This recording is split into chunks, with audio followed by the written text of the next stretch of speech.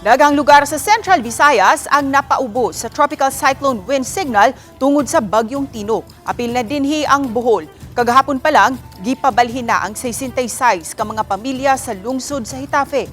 Matud ni Hitafe Mayor Casey Camacho, ang gipabakwit gikan sa mga isla ug coastal areas. Anaa na sila karon sa evacuation center sa poblasyon. Kagnang buntag, gipahipi sa mga mananagat ang ilang mga sakayang pandagat sa luwas nga lugar. Apil na dinhi ang mga mananagat sa Barangay Mangga sa Tagbilaran City. Tungod sa napanglantawan nga dautang panahon, wala na'y mihagad sa pagpanagat. Samtang sa probinsya sa Siquijor, gisuspenso ni Governor Jake Vincent Villa ang face-to-face classes imod man trabaho.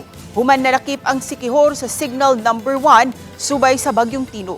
Kansilado na ang mga biyahe sa mga pantalan, samtang nangandam na usab ang PDRRMO sa pag-igo sa bagyo, nga ika-20 ka bagyo na karong tuiga.